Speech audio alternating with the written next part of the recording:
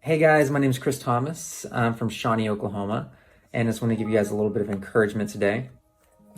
So, as much chaos as there is in the world right now, it's easy to get discouraged, upset about certain things, but we need to remember that God is allowing these things to happen for a reason, and it's not our job to question those. Why the world is going through what it is right now. So in Mark 11:27, we see Jesus is arriving in Jerusalem again, and I say again because he was actually already there. He was leaving Bethany, and earlier in the chapter he was leaving Bethany, and Jesus was hungry, and the story of he wanted some fruit. He went to the fig tree, and it was producing no fruit, so he went and cursed it, and whenever he left Jerusalem the first time, he saw the fig tree and it was withered and dead. So he's entering Jerusalem again, and I like to think on his way back in, he saw all the fig trees, besides the one that was withered, they were producing massive amounts of fruit.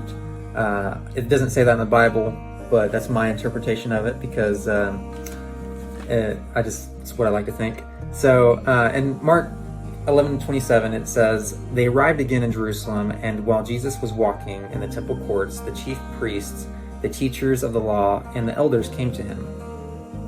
'By what authority are you doing these things?' they asked. 'And who gave you the authority to do this?' Jesus replied, 'I will ask you one question. Answer me, and I will tell you by what authority I am doing these things. John's baptism, was it from heaven, or was it from human origin? Tell me.' They discussed it among themselves and said, 'If we say from heaven, he will ask, then why didn't you believe him? But if we say of human origin,' they feared the people, for everyone that held John was really a prophet. So they answered Jesus, 'We don't know.' Jesus said, 'Neither will I tell you by what authority I am doing these things.'" So we see here that these people were questioning God's authority. We are to not question God's motives or authority, even if we don't understand why.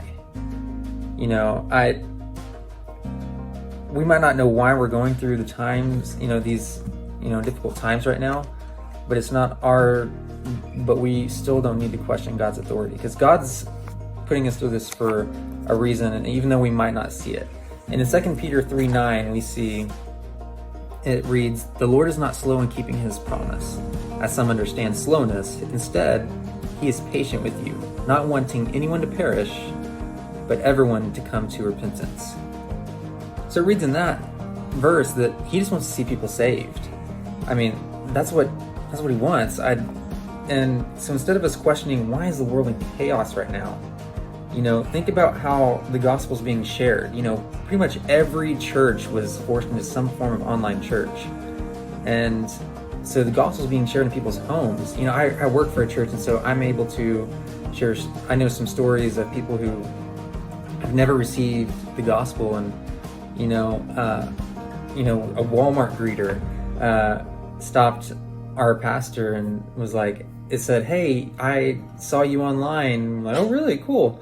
So it's reaching these people's homes, and it's so cool to hear the testimonies of our town that we're reaching these people, even though we have no idea who they are, and we don't even know that we're reaching them, but they're finding our live stream or our online messages and watching us, and the gospel is being shared inside their home.